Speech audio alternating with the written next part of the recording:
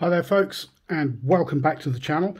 Today we are going to be looking at as you can see, a Cronos, one of these Chinese specials. Now I've heard a lot of good things about Cronos and about the quality, so thought we'd get one in and check it out. This is what you get. You've probably seen these before. There seems to be a kind of a, I would think probably the same factory produces these as produces some of the things like Steel Dive and San Martin. So what you get in the box, you get your warranty card, which is stamped and dated, which is rather nice for a Chinese brand. So put that over there, and then you get all these things with the watch. This NATO strap, Bond style, quite a nice spring bar tool actually with the Cronos logo on it. That's actually quite nice weight.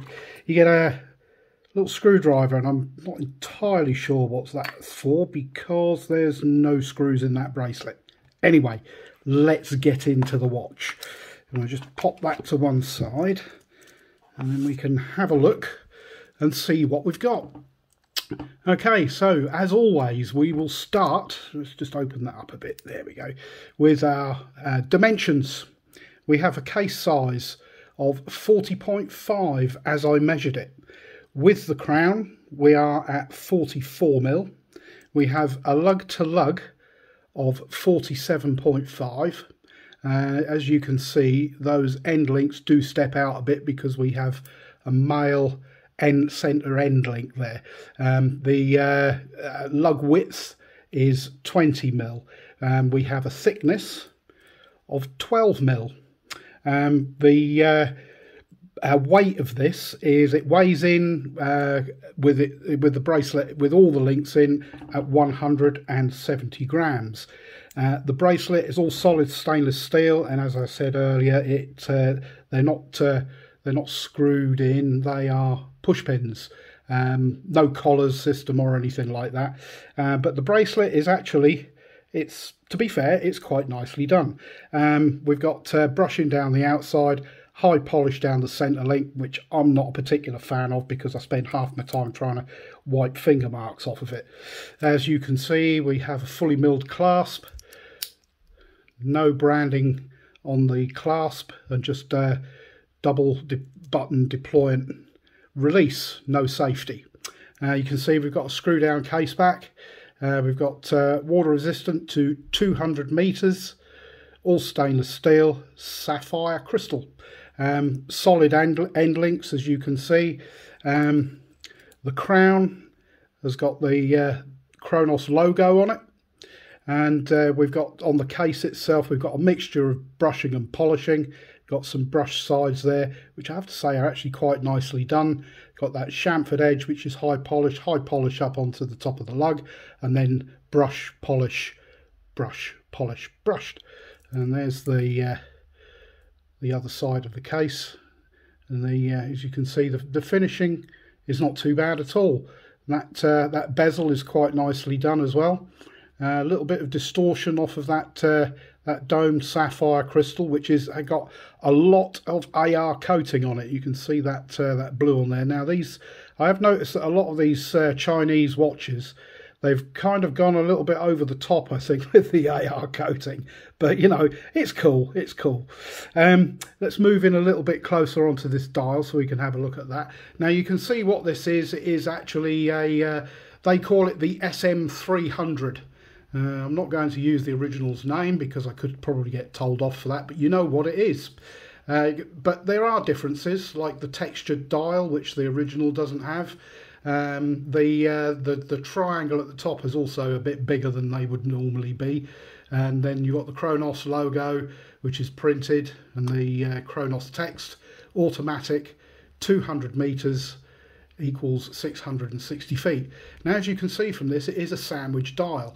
Now, that is actually, the fact that they've done that, they've gone to that length, I think is pretty cool. It is a very nice touch on a watch of this price. Speaking of price, £138 I paid for this after discounts.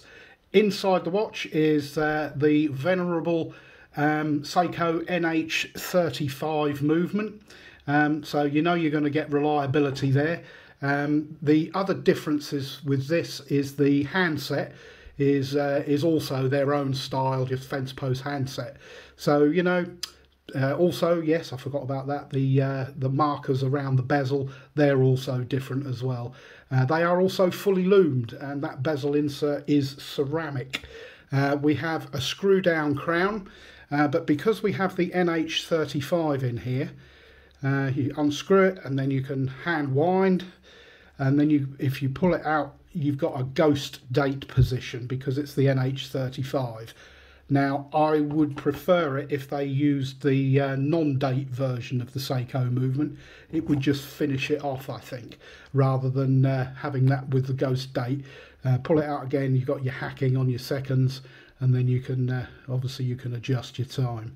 And then push in, and then give it a little push and screw down. The operation of that is fine, nice and smooth, no trouble at all. The bezel action itself, 120 click.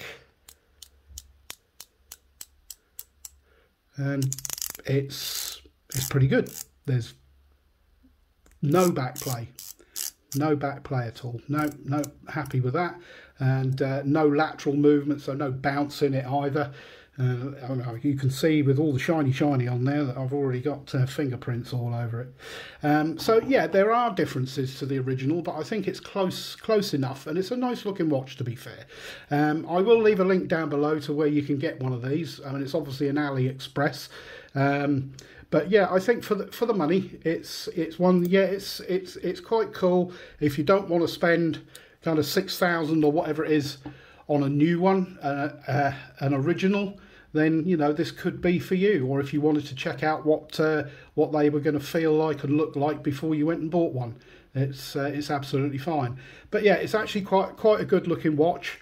It's nicely put together. There's no sharp edges on that bracelet, which is refreshing. I think the finishing level on this is leaps and bounds ahead of other companies such as Pagani, and I think, I mean, even those steel dive ones are quite good, this is better than that as well.